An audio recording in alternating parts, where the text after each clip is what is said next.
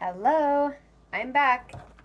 Um, so, I've been reading my book, Who is My Child? Finding the Best Way to Teach Your Children Based on Each Individuality Type by Jilliann Beck-Bryant. That's me. uh, you can get it on Kindle, Amazon, barnesandnoble.com. It's a pretty short, easy read. Uh, Worth every penny though, because it has a lot of interesting stuff in it. And when you purchase it, you get the perks of a private consultation with me. Um, and yeah, so we go back. If you're behind, we are now on chapter 9. And it dives into a little bit. I mean, if I told you everything, it'd be a long, long chapter, but dives in a little bit on the curriculums offered in the US. I can't speak to other countries, but we're in the USA. So, uh, and a lot of them are global, but I can only speak to the ones I've personally worked for or studied or enrolled my children in. So, the first one, of course, is Montessori. I touched base on the Montessori philosophy in previous chapters, but let's go a little more in depth and learn the history behind it. This theory was founded by Maria Montessori in Italy. She believed in a child led approach and focused on each individual child's developmental interests and needs. What motivated her to start her work was the amount of children shunned from society for having disabilities and not being able to attend school. She felt they had a right to learn as well and taught them basic life skills and independence. For example, washing and ironing clothing, polishing silver, scrubbing tables, tying shoes, and so on. She also let them self pace through academic and social emotional curriculum once a lesson was officially presented and taught when able. That's my cat again. She believed in getting down to a child's level. You'll see the classrooms are all child sized tables and chairs, life skill stations, all made from natural fabrics and materials such as cloth and wood, never using cheap and colorful plastic. I think the reasoning behind that is she was a Virgo, she was a realist, and also it's when you have these bright, colorful, you know, materials, I think the kids get overstimulated and they don't focus on the work at hand as much as I think she wants things to be appealing even if they're like in the natural environment. Also, I mean, let's be real, all the plastic chemicals and stuff, we don't want our kids working with those anyway. She believed in respecting others' work, materials, and personal body space. This actually might be the perfect classroom environment during a pandemic for your child to be in. Since the expectation is already set, it won't seem weird. See, I have no problem with social distancing because, in my observation, it creates for a more calm and peaceful environment for adults and children to coexist anyway. Coexist in, anyway. It's easier to concentrate when you don't have others in your face, on your back, or breathing down your neck, correct? I could go on writing a whole chapter on just this philosophy because I've had so much education and experience in it. Heck, maybe I will. Another book down the road, perhaps. For the sake of readers wanting to move on from this topic and explore other important information, however, I will refrain and direct you to do your own research online. Here are some links to check out. So there's amiusa.org, which is the Association of Montessori International, which is like the most legit. Montessori-ami.org, www.amshq.org, which is American Montessori Society, which is the next best thing, and reachformontessori.com slash which dash Montessori dash training dash is dash best backslash. Anyway, you'd have to get the book to actually see the links and plug them in correctly with the spelling. I'm not going to spell them out for you.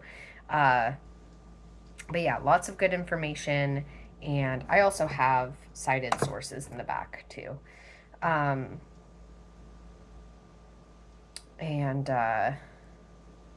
Yeah, anyway, not to mention germs, but I also don't believe in the way they did the whole pandemic thing, but that's another chapter or book later down the road or video tangent, whatever. Anyway, okay, Reggio Emilia involves the project approach to help children learn more about their immediate and distant communities, becoming diversely educated, experienced, and refined citizens. Another favorite of mine, but in a pandemic, we can only do this effectively via Zoom meetings, which is very difficult, but better than no socialization at all. It involves the project approach to help children learn more about their immediate and distant communities, becoming diversely educated, experienced, and refined citizens. And then I quote, a source is an everydaystory.com. Malaguzzi started Reggio Emilia preschools based on Reggio Emilia's philosophy, a blend of theory and practice that challenges educators to see children as competent and capable learners in the context of group work. naeyc.org. If you're familiar with NIAC, it's an accreditation process that it's really good stuff. Look for a school that's NIAC accredited. The only thing I don't like is that all the work they put on the teachers and the documentation and the proof, and you got to have everything posted instead of just being present and teaching the children. That's annoying. But it does hit every developmental spot, which is really cool. It differs from the widely accepted Piagetian perspective that views child development as largely internal and occurring in stages. Malaguzzi emphasized that it was not so much that we need to think of the child who develops himself by himself, but rather of a child who develops himself interacting and developing with others. Sorry if I don't pronounce all this correctly, all these names and stuff. I think a lot of them are Italian. A lot of them seem like they were theorists and philosophers and or Catholic too. As such, at the core, often Reggio Emilia philosophy is its emphasis on building and sustaining relationship. Much like Vygotsky, Malaguzzi believed that social learning preceded cognitive development. He emphasized that the environment plays a central role in the process of making learning meaningful. So important was this notion that Malaguzzi defined the environment as the third teacher. Malaguzzi's third teacher is a flexible environment responsive to the need for teachers and children to create learning together. This is why virtual anything is not recommended for young children in preschool range at all, age range, in my personal and professional opinion, and many other early child development specialists / child psychologists and or doctors of education would agree. Fostering creativity through the work of young hands, manipulating objects, or making art is an environment that reflects the values we want to communicate to children. Moreover, the classroom environment can help shape a child's identity as a powerful player in his or her own life and the lives of others. To foster such an environment, teachers must go deeper than what is merely seen at eye level and develop a deep understanding of the underlying principles and of children's thinking, questions, and curiosities. A little more than a decade ago, Pinnacle Presbyterian Preschool, located in Scottsdale, Arizona, began implementing a program directly influenced by the schools of Reggio Emilia. Inspired by the writings of Lella Gandini, they began a fond relationship with the author and educator, inviting Gandini to visit their school with regularity, creating a flexible, relationship-driven learning environment. Relationships are at the very heart of Reggio Emilia philosophy. That philosophy is reflected in an environment that encircles the child with the three teachers, or protagonists. The first teacher, the parent, takes on the role of the active partner and guide in the education of the child. Love that. The second is the classroom teacher. Often working in pairs, the classroom teacher assumes the role of the researcher and intentionally engages children in meaningful work and conversation.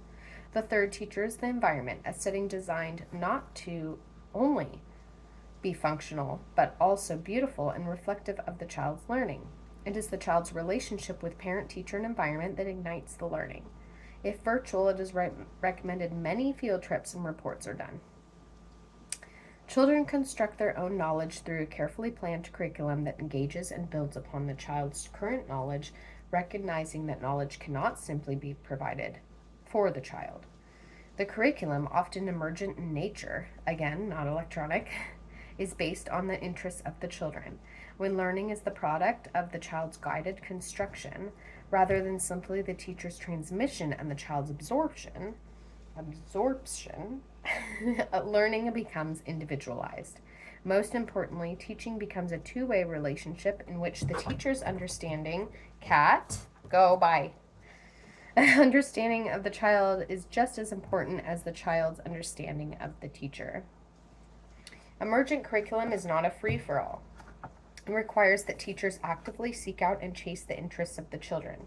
This kind of teaching environment demands a high degree of trust in the teacher's creative abilities and envisions an image of the child, another typo, as someone actively seeking on its head. Wait. I skipped a line. Actively seeking knowledge. It is a perspective that turns structured curriculum with predetermined outcomes on its head. A standardized curriculum that is designed to replicate outcomes often eliminates all possibility of spontaneous inquiry, stealing potential moments of learning from students and teachers in a cookie-cutter approach to education in the classroom. Given the diversity of the children they teach, accepting a canned recipe for teaching, evaluation, and assessment is problematic at best. Each child they teach is unique, requiring them to use their own judgment instead of rules to guide their teaching practice. To teach well, educators must ensure that creativity and innovation are always present. Although good teaching requires organization and routines, it is never inflexible and rarely routine. It dances with surprise. It pursues wonder. It finds joy at every turn. Flexible environments allows teachers to be responsive to the interests of the children, freeing them to construct knowledge together. This is apparent in their example of a spider investigation. The teachers could simply leave behind the children's interest in spiders, limiting the activity to the playground. Instead, they encouraged the children to draw what they observed and to share those observations and drawings during class circle time. To be sure the teachers already have an activity planned for the daily circle time, they set it aside to pursue knowledge on a subject that has sparked the children's imaginations. Love this. To build more on the spider example, the teachers take action, at first by seeking out spider storybooks in the school library and checking out nonfiction books from the local library. A chance conversation between one of the teachers and her neighbor results in the donation of a live tarantula, elevating the investigation to the next level. Parents, alerted to the spider investigation through daily email communication, begin talking and reading about spiders with their children at home. The construction of knowledge becomes apparent as children include egg sacs, spinnerets, and multiple eyes in their drawings, count off the legs of the spiders, and compare spiders to other insects found on the playground, creating environments that reflect their core values.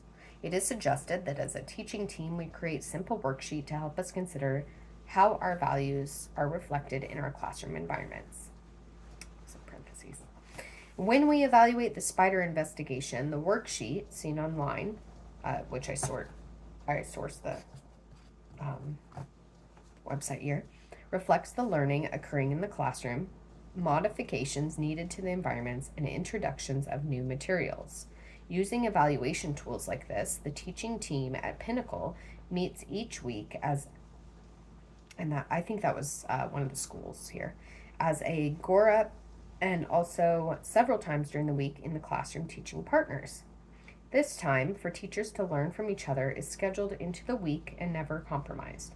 It is time devoted to discuss their work, their hopes and concerns, and their ideas with their colleagues. It is a recognition that learning to teach well rarely occurs during college instruction, but rather within the context of the classroom experiences and discussions with colleagues.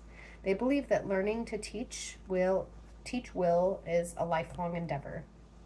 As such, they define themselves as co-learners with students. Behaving more as researchers, teachers provide meaning and demonstrate values as teachers, and students construct learning together. I absolutely love this approach and using them as an example as an effective teaching methodology and practice for sure. One thing we know for certain. Oh, wait. Uh,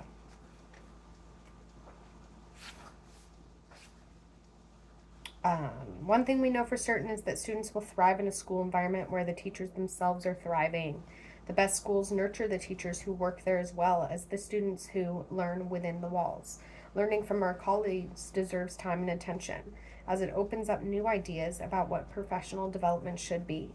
Changing outcomes in classrooms requires teachers to challenge what they know and what they think is developmentally appropriate and to reach beyond pedagogical techniques. In our experience, this can happen only in an environment that is respectful differences in viewpoint supportive. I wonder. Anyway, I typed fast on this one. There's lots of typos, or maybe I copied too much from that website in quotes. In viewpoint, supportive in trying something new, and mindful of the willingness of teachers to shed their sensitivity and isolation. Teachers who have grown, it's supposed to be grown, not brown. Oh my goodness, I need to change this. Okay, ignore the typos if you get the book. I'm just noticing this. Accustomed to working alone, transform their thinking into creating solutions as they share with their colleagues. This transformation in teaching practices can happen only in an environment where collaboration and discussion are highly valued. Creating environments that foster creativity. Teaching for creativity involves asking open-ended questions where there may be multiple solutions, working in groups on collaborative projects, using imagination to explore possibilities, making connections between different ways of seeing, and exploring the ambiguities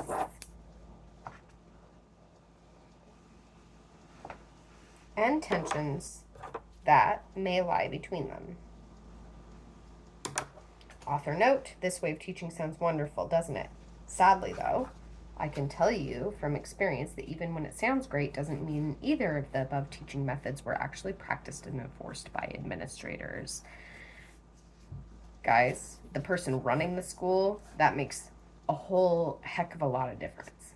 Let me just say, the way they treat the staff, the way they treat the students, the way they actually enforce that this is being done, the way that they actually break people enough so they're not stressed, the way that they give them actual planning time so they can execute this, and just the overall tone. If there's a super negative administrator, it just doesn't make you excited and enthusiastic about work, period. So, rant over. I also want to say that this really helps this curriculum. I went even more into this, I think, than Montessori, which is shocking because I have tons of Montessori books. But they're really similar in a way. What's really cool about the project approach is that if you have a child that maybe is on the autistic spectrum and they get obsessed on a topic and they don't really engage with other peers very much and they don't get involved in what the classroom's doing, it's a really great opportunity to be like, oh, this kid is obsessed with construction trucks or something, right? You just kind of plant the seed and then they're like super interested, of course, because they're already interested. But then it gets the rest of the class interested in it. So then it helps them make friends because then the other class ends up being kind of obsessed with it in a way, and in a more healthy way, probably. But yeah, it helps them get involved and be more inclusive in the classroom if you go on that child's interests and get the whole classroom into it. So they're like, oh, that's so cool.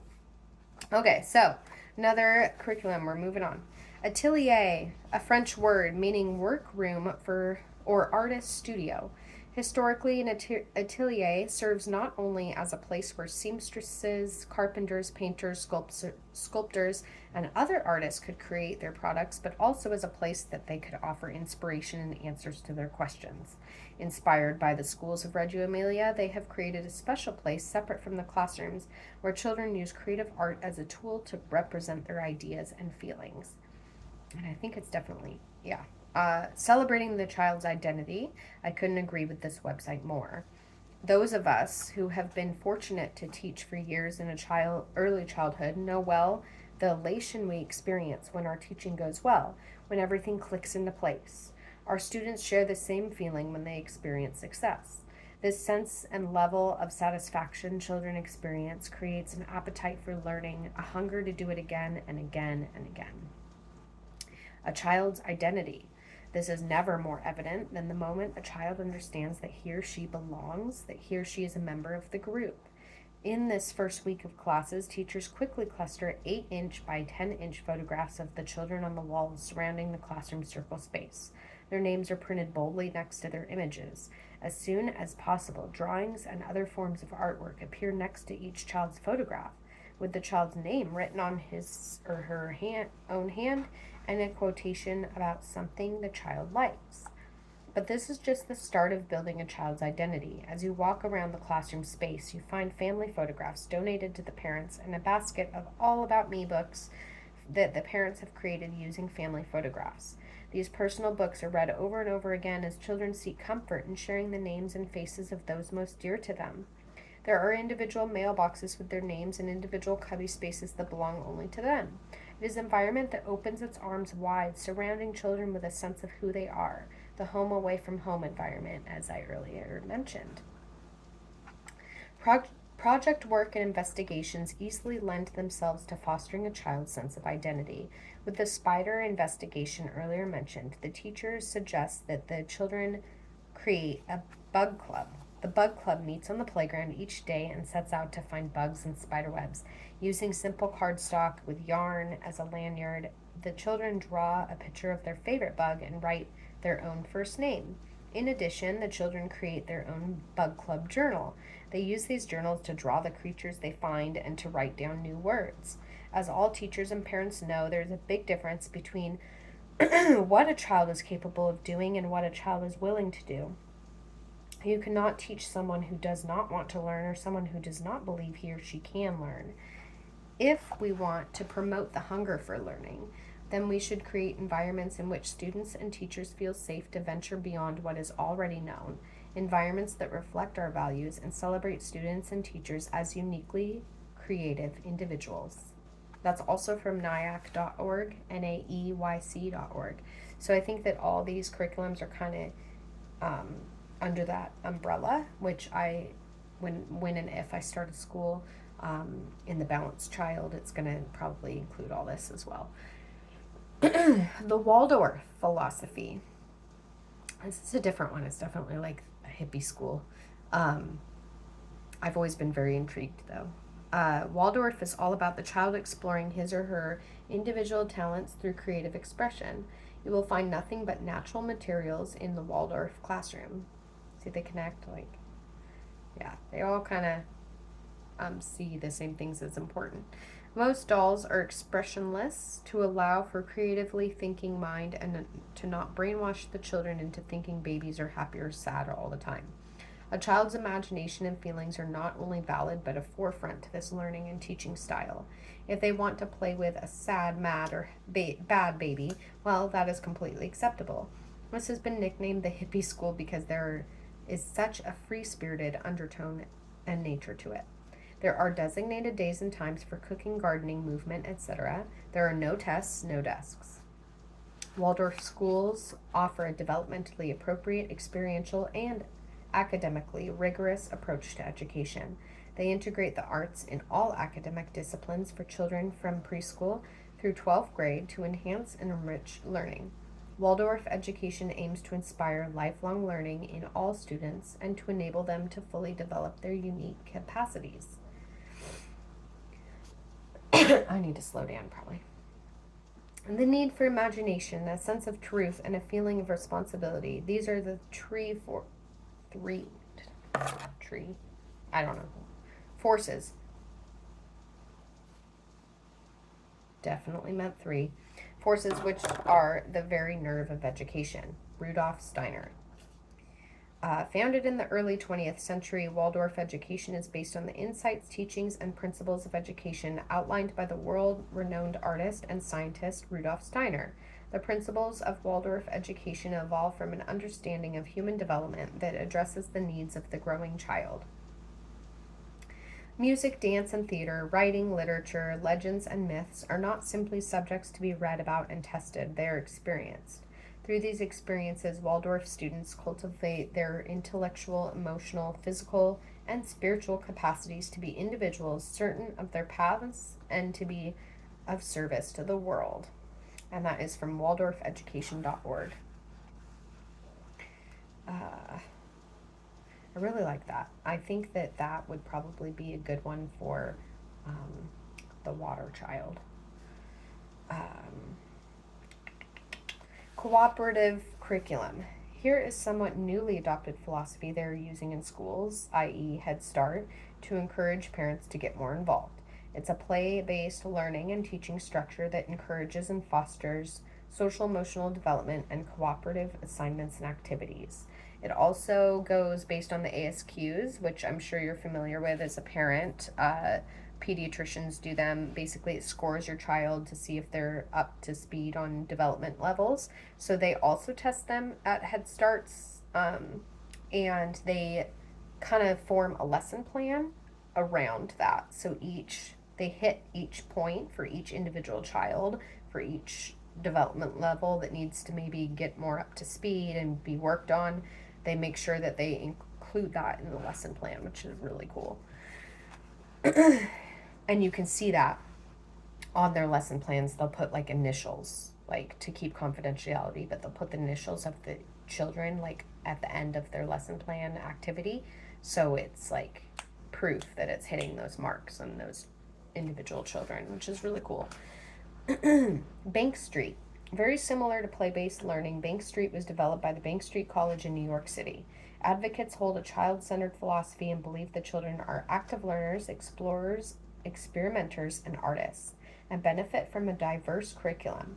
The system addresses the importance of materials in the classroom and views the teacher as a facilitator of learning. This method aims to help children make a sense of the world around them by studying multiple aspects of social studies. And, high scope. This curriculum, which can be found in many community-based programs, such as your local church or YMCA, revolves around a concept of active participatory learning, holding that children learn best through hands-on experiences with people, materials, events, and ideas. It'd probably be best for your fire child. Creative curriculum. I thought I just said that with Head Start. No, that's cooperative curriculum. They also do creative curriculum in Head Start, I believe. Developed by the for-profit Teaching Strategies, Inc.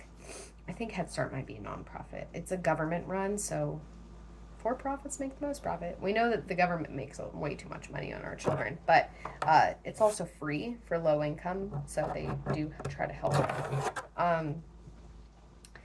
This system provides teachers with textbooks and written materials that outline a child-centered approach. The company describes it as a research-based system that is being used in increasing numbers of preschool programs. KinderCare and Head Start use this curriculum. There you go. Head Start is a little more extensive and rigid, tracking development through ASQs and Child Plus online computer systems. Sorry, I'm being really redundant and repetitive here. To set and achieve goals for each individual child. I didn't know I hit all the spots in here, so I wanted to say it, but I should just read. KinderCare is a little more play-based and child-led. They base their curriculum heavily on the ASQ scores of early child development, and the teachers and advocates are trained in observing, tracking, implementing, and documenting. The areas of development focused on are physical, social-emotional, cognitive, i.e. math and science, language literacy, gross motor, and fine motor skills. They train and pay their staff well, have plenty of assistants and volunteers, and even offer home visits. However, they are government funded, so they will be asking for vaccine medical records, which you may have to look into exemptions depending on your religious beliefs. There was also heavy systemic Hispanic white racism there, no matter which agency location I worked in. This is a great option for low income and or Spanish speaking families. Again, it depends on the location. That was way back when I was like 20. I was probably young and immature, so I own that. The schools I currently have been working for are wonderful, fabulous. And there's actually a big Arabic, Egyptian staff population now and child population, which is cool. So, Yeah, but it all depends on your beliefs, how open you are with your beliefs, the language barriers, and how open you are to learning about other cultures. Direct instruction, DI, is a model for teaching and emphasizes well developed and carefully planned lessons designed around small learning increments and clearly defined and prescribed teaching tasks. It is based on the theory that clear instruction, eliminating misinterpretations, can greatly improve and accelerate learning. I would say a child that would be good with that, like just straight direct instruction, would be probably the Earth or the. I would say no, Earth would probably be the Montessori and the Waldorf or the Reggio. This might be good for air signs. I don't know. I don't know if I'm a fan of that one, but I wanted to include everything. Performing arts. This is a perfect for your high energy fire child. Trust me, I have one. It also raises confidence in children. Based on social emotional development, dramatic play, and cognitive problem solving skills, this curriculum is one of my all time faves. Required curriculum plus learning about art history and expression and skills. Science based obviously focuses more on science, great for air science types as well as computer science. Math, clearly more math centered, obviously, recommended for air sign types too. Something to keep in mind, I learned on an Aubrey Marcus podcast on YouTube to efficiently develop a math rich brain, one must focus often on the opposite side of the brain, like arts and music. Interesting. Prep. This more applies to K through 12 public education, but they prep them for college and how to be a good member of society. There are private options as well. Charter is still free for parents, less funded, lower pay, but independent academics. And not as, they are still run by the government, but not as bad. Faith-based. This is by far my new favorite curriculum and should be behind, in front of, above every single sub-curriculum listed in previous pages. Here are my top 10 reasons why I personally would choose this philosophy to teach your children. 1. Literally, the root word Greek Hebrew name for teach is disciple. Think of the 12 disciples of Jesus. Hello, sign me up. This is why I choose the word disciple, discipline, not punish, when talking about rearing children. If we are going to talk about challenging lingo, let's start with this one, please, for the psychiatric community. Oh my goodness. They're like, discipline and punish is the same thing. No, it's not. Discipline is to teach, punish is to inflict pain. Okay? Are you teaching your children right from wrong in a very non-invasive way and, in an instructive way?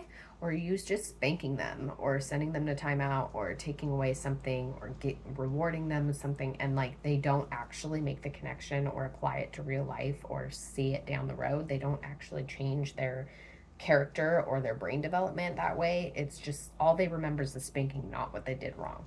Anyway, please, psychiatric community, get your lingo right. Time's changing. Okay, 2. God should be behind everything we do, period. Or else, what is the purpose of living? Let's not deny our creator. Again, go off on me in the comments. I don't care. 3. Educators that believe in serving God will serve your children with an unconditionally loving heart, and your children will catch on and learn the same, thus becoming great members of society. I've seen this everywhere, in every single school I've worked for. If they are not religious, woke, transitioning, don't get me started, they are freaking mean to your children. I'm sorry, but I've seen insane amount of connection there. If they are even in a Head Start, even in a government funded, totally secular, non-religious school, if you know that your teacher has a faith, they treat your children very well. So I'm just saying there's a difference here. So just keep that in mind. Whether you're religious or not, you might want to consider religious when it comes to your children, and they will be better taken care of. Hands down, straight up. I'm being real with you. If you don't agree with me, don't sign your kids up at my school. That's fine. I won't be offended. This is what I'm saying, and I'm very passionate about it. So scroll along. I don't care. Christ. 4. Christ or Christ-centered higher consciousness, if you speak into the more woo-woo side of things, gives us a natural high energy that helps us serve efficiently. 5, less plague. In theory, granted, you have faith in the Holy Bible. Literally, the Holy Spirit can heal you from diseases and stuff. So, yeah, get those religious exemptions, people. If you're just highly vaccinating your kid, you're going to get sick more. Sorry. Maybe that's quack science theory. You can say that I'm putting out false information, whatever, but I'm pretty sure it's true information, and more research is coming out. And anyway, the whole pandemic thing, they're going back now on a lot of stuff they said. Now they're actually coming out with, oh, wow, this stuff actually causes some really horrible conditions. What did we do wrong? Oh no. And people are backpedaling now. So, sociopathic liars, thanks a lot. A little too late for some people, which sucks. Anyway, 6, children focused versus money focused. 7, but Jesus called them to him, saying, let the children come to me, and do not hinder them, for to such belongs the kingdom of God. Luke 18:16. The Holy Word says so. But Jesus called them to him, saying, let the children come to me, and do not hinder them, for to such belongs to the kingdom of God. Luke 18:16. Showhope.org. No 8. No gender confusion sex ed that you see in many secular public institutions. Don't get me started on this. We may agree to disagree if you wish. I already went on my tangent. I'm doing it again. Sorry, not sorry. Hashtag let us please keep schools kid appropriate. Nobody should be even talking about sex until they're 18. Period. Or like genders. Okay, we're potty training in preschool, right? They have a penis, they're a boy. They have a vagina, they're a girl. Keep it platonic, keep it neutral, keep it casual, keep it matter of fact based, and it won't become a problem. You make a big issue out of it and make it all confusing, then yeah, it's going to become a problem. So just stop. Anyway. Okay. 9, builds integrity and character that jobs actually prefer 3-1. My own personal study, I'm not a strategist or scientist when hiring employees, but I have heard that when you go to a faith-based college and they see that on your resume, a lot of places, at least working with children, they see that as, oh, she must have good character and integrity and actually really care about children if she's a good Christian woman.